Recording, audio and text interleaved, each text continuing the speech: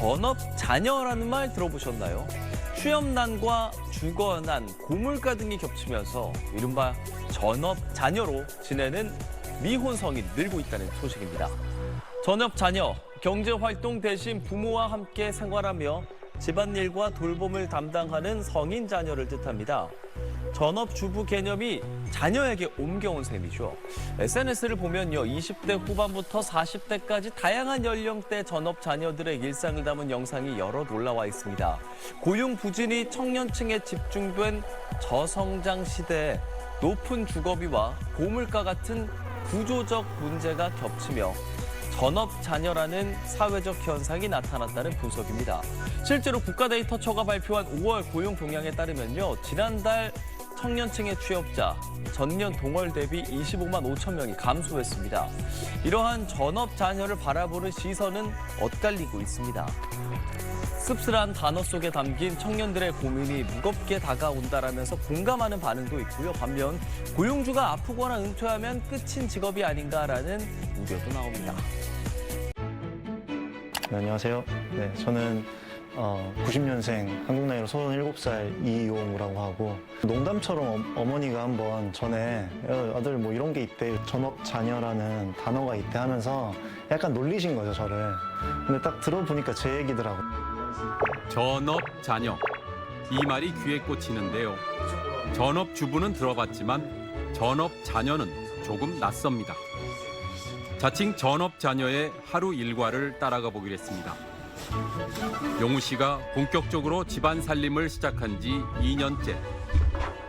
가족들이 모두 출근하고 용우 씨의 하루는 주방에서 시작됩니다. 180cm가 넘는 큰 키에 비해 싱크대가 낮아 보이는데요.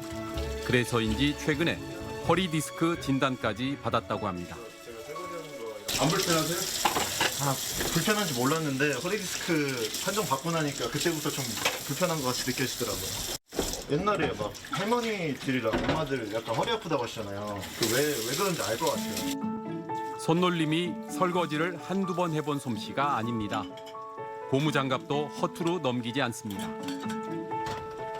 고무장갑 추천해줘가지고 단톡방에서 이게 빨간색보다 이게 좀 더 간지가 난다고.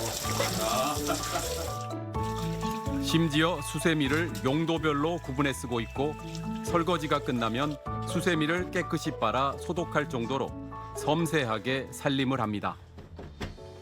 그릇은 맨날 닦는데 수세미는 맨날 닦진 않는 것 같더라고요. AI도 그렇게 하는 게 맞다고 알려줘가지고 세균 같은 거 없애는데 도움 된대요. 저기 물.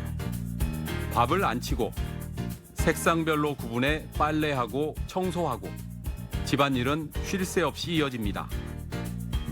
하루에 몇 시간 정도 집안일 하신다고 생각해요? 삼시세끼라는 프로그램을 좀 좋아하거든요. 근데 삼시세끼를 하시면 하루가 다 가는 거예요. 근데 이해가 안 됐는데 하니까 그런 생각이 안 들 만큼 그냥 시간이 훅훅 지나가 있어요. 그냥 하루가 다 가는 것 같아요, 진짜로. 오전 집안일을 끝낸 용우 씨는 헬스장을 갑니다. 허리 디스크 때문에 운동 강도는 낮췄지만 걷기만큼은 거의 매일 이어가고 있습니다. 제가 뭐 다음에 뭘 하려고 할 때 체력이 돼 있으면 더 잘 되더라고요. 근데 안 돼 있으니까 이 몸이 오히려 못 따라가 주니까 더 힘들었던 적이 있었던 것 같아가지고 다음에 뭐 할지 모르겠지만 그래도 건강하자. 서울의 유명 대학 체육교육과를 나온 용우 씨. 교사의 꿈을 접고 미국 유학을 떠나 힘들게 파일럿 자격증을 땄지만 취업의 벽은 한없이 높았습니다. 제가 서류를 참 진짜 기자님 몇십 번 넣는지 기억도 안 나요. 국내외 항공사 그럼요. 국내 항공사는 정말 100번은 넣은 것 같은데요. 비행낭인이라는 말이 있어요. 네, 너무 좀 마음 아픈 말이고, 자격증을 갖춘 상태로 이제 항공사에 취업이 좀 어렵게 된 분들이 생각보다 많아요. 항공사 취업은 기약 없이 미뤄졌고 몇 년을 끌어온 취업 준비생 생활도 결국 접어야 했습니다. 우연한 기회에 방송에 출연하게 돼 수입이 조금 생기기도 했지만 그때뿐이었습니다. 모았다고 해봐야 뭐 얼마 되겠습니까? 뭐 이렇게 교통비 하는 정도지 이게 나가서 바로 독립을 할 수 있을 정도는 아니어서 못해서 안 나가는 거고요. 네, 진짜 나가서 잠깐 살아보니까 해외에서 모든 게 돈이에요. 하나부터 열까지가 다 돈이어서 이 집에서 내가 할 수 있는 걸 하자 해서 이렇게 뭐 좀 집안일도 도와드리고 그렇게 있는 거죠. 그렇다고 시간을 그냥 흘려보내는 건 아닙니다. 1년 전부터 자신의 일상을 담은 콘텐츠를 만들고 최근에는 연기 학원에도 다니기 시작했습니다. 근데 굳이 여기 들어오는 이유가 뭐예요? 뭐 별뜻 없어요. 자림 씨에 대해서 좀 알고 싶기도 하고. 학원이 끝나자마자 저녁 찬거리를 사러 마트에 들른 용우 씨. 뭘 그렇게 열심히 체크하세요? 아 이게 날짜 유통기한 제일 많이 남아 있는 거죠. 네. 왕란이 나니까 1,500원 정도. 이런 지출은 누가 주고 누가 내세요? 제가 사실 돈 번 거는 그중에 1년 정도밖에 안 돼서 1년 동안만 제가 좀 종종 이렇게 내고 대부분 이제 어머니가 전담하셨죠. 그럼 카드를 주세요? 내 어머니가 이제 마트 갈 때나 이럴 때 카드, 엄마 카드로 해서. 집에 돌아와서는 바로 저녁 준비에 들어갑니다. 메뉴는 훈제 오리 덮밥입니다. 오늘 노른자 안 터뜨렸다. 이게 노른자를 안 터뜨리면 살살 깨야 되더라고요.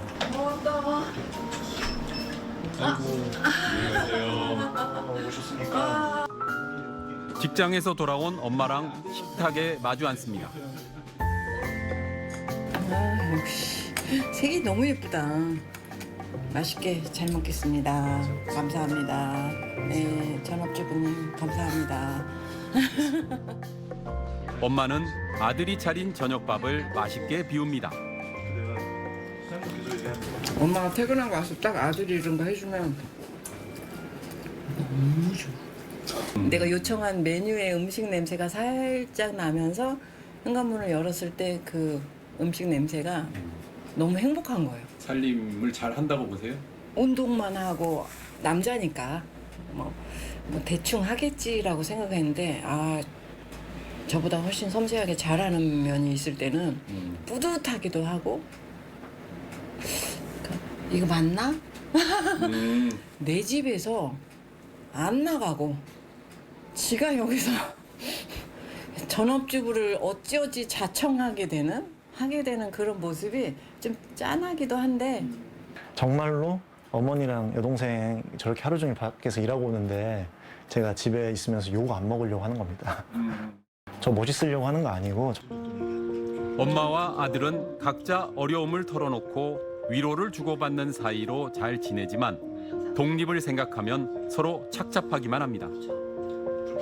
제일 말 잘 통하는 친구, 장난도 잘 치고 집에서 캥거루 가족이 되든 전업 자녀가 되든 그때까지는 엄마 아빠하고 같이 있을 수밖에 없는 상황에 지가 원해서 됐겠어요? 그냥 그렇게 돼버린 거지.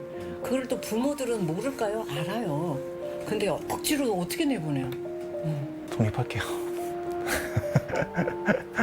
그리고 너무 저희 키우느라고 고생 많이 하셨고 제가 꿈이 있으면은 엄마를 다음번에 제가 사는 집에 이렇게 살게 해드리는 그랬으면 좋겠어요.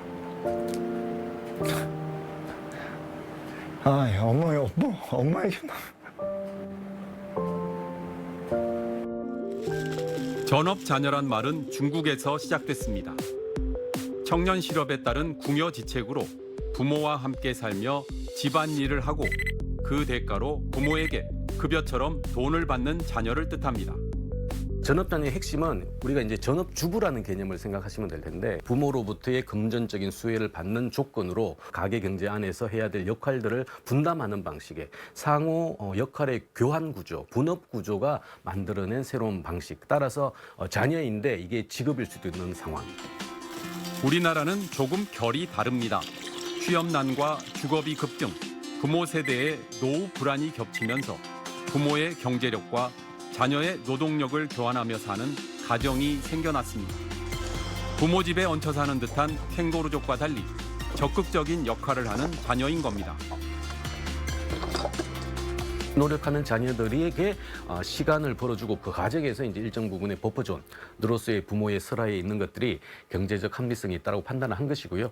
여기서 멈춰버리면 사실은 이거는 뭐 캥거루족하고 크게 다르지는 않습니다. 새로운 가족을 인정하자. 새로운 이 가족의 패러다임을 받아들이고 내가 불편하면 방법을 찾고 안 불편하면 굳이 남의 시선 때문에 우리 애들 복가제 끼지 말자. 방방하게 살자. 전라남도 여수입니다. 이른 아침부터 휴대폰 화면에서 눈을 떼지 못하는 박효화 씨. 16,000원. 시대 20주. 아침부터 뭐 하시는 거예요 지금? 주식 좀 보고 있었어요. 제가 일을 지금 안 하고 있었으니까 좀 용돈이라도 조금 벌어볼까 해가지고 놀고 있는 돈으로 하고 있었어요. 이 방은 효화 씨가 중고등학교 시절을 보냈던 공간입니다. 대학 진학으로 부모 집을 떠났다가 32살이던 2년 전 이 방으로 다시 돌아왔습니다. 와, 가보다. 와. 제가 완전 맡고 있는 거는 고양이 담당이고요. 고양이들 진짜 할 일 진짜 많거든요. 애들 모래 때문에 막 쭉 더러워지고 그래서 모래 맨날 막 청소하라고 엄마가 시키고 청소기 돌리라고 하면 청소기 돌리고 뭐 빨래 하라고 하면 빨래 하고 걷으라고 하면 걷고 하는 거. 엄마가 밥 해주시고 하면은 제가 설거지하고. 설거지는 전담이에요? 네, 거의 전담처럼 됐어요. 어머니가 요리를 하면 효화 씨가 옆에서 보조 역할을 척척 해냅니다. 싱거워. 이미 다 먹어줘. 네. 별 도움 안 되는. 또 갖다 놓을까? 깨좀 더 뿌리자. 오늘 점심 메뉴는 멍게 비빔밥. 70대 아버지는 여전히 택시를 몰며 식사는 집에서 가족과 함께합니다. 아 진짜 이런 밥은 식당에서 먹기 힘들어. 스페인어를 전공한 효화 씨는 해외 취업 직전에 일이 엉키며 수포로 돌아가자 진로를 확 바꿔 수도권 골프장에서 캐디로 일했습니다. 어차피 내가 별로 막 하고 싶은 일을 안 할 거면은 돈이나 많이 받는 게 낫지 않나 해가지고. 하지만 2년 전 아버지가 건강이 나빠져 수술을 받게 되자 집으로 돌아올 결심을 했다고 합니다. 그때 이제 여수 가족이 많이 힘들었었어요. 아빠도 그렇고 엄마도 그렇고 고양이들도 덩그러니 혼자 남아 있어가지고 그렇고 그래가지고 제가 이제 이들과 조금 시간을 더 보내야 되겠다라는 생각이 들었죠. 효화 씨가 본가로 오고 나서 아버지 건강은 많이 좋아졌고 집에는 활기가 돌기 시작했다고 합니다. 어머니도 딸이 계속 같이 산다고 해서 나쁠 건 없다고 말합니다. 실제적으로 병원에 입원했을 때는 도움이 굉장히 많이 줬어요. 근데 저도 입원을 해 있었고 아빠도 입원해 있었고 굉장히 안정적이고 좀 도움이 많이 되고 그래서 더 의지하는 그런 것도 좀 생기고. 평생 그 따님하고 같이 산다. 괜찮습니까? 예, 괜찮아요. 우리하고 같이 이렇게 구성원으로 같이 산다. 뭐 그것도 좋은 일이고. 그건 두 번째. 첫 번째는 결혼해서 사는 게 첫 번째고. 효화 씨는 다시 독립할 생각이 있을까요? 식비도 제가 막 많이 내는 것도 없고 집값도 안 나가고. 예. 제가 막 사치를 하지 않으면은 정말 세이브 많이 되는 것 같아요. 안 하는 거죠. 하려면 할 수는 있죠. 지금 여기 사는 게 좋으니까 엄마 아빠랑 살고 고양이들이랑 사는 게 좋으니까 내가 좋은데 굳이 왜 나가나? 갔다 올게요. 예. 효화 씨는 얼마 전부터 학원에서 아이들을 가르치는 아르바이트를 시작했습니다. 주 4일 일하며 본인 생활비를 스스로 감당할 수 있어 굳이 정규직 취업은 생각하지 않는다고 합니다. 진짜 출근하려고 아침에 일어나서 퇴근하면은 내 시간이 없잖아요. 저는 제 시간이 좀 많은, 비교적 많은 아르바이트를 선택을 했습니다. 대기업 정규직이란 경로만이 정답은 아니라는 겁니다. 사회가 정해놓은 기준이고 다른 사람들이 생각하는 생각이 그런 거잖아요. 제가 굳이 그런 걸 따를 필요가 있나? 안정적인 일자리가 저희에게는 당연한 가치였던 것 같아요. 예. 근데 지금 세대를 보면 이제 다양한 삶의 방식, 약간 불안정해 보이더라도 그 다양성을 시도해 볼 수 있는, 실험해 볼 수 있는 그 가능성을 이들은 지금 가지고 있는 상황인 거고요. 서울의 한 학원에서 취업 컨설팅 수업이 한창입니다. 취업 준비생들은 독립을 어떻게 생각할까? 서울 수도권에서 가족과 함께 살고 있는 20, 30대 미독립 청년 6명을 만나봤습니다. 집에서 부모님이랑 살면 눈치 보일 때가 있다. 와, 전원이 그러시네. 부모님들이 그 눈치를 많이 주시는구나. 독립을 생각해 본 적이 있다. 나는 취업하면 독립할 생각이 있다.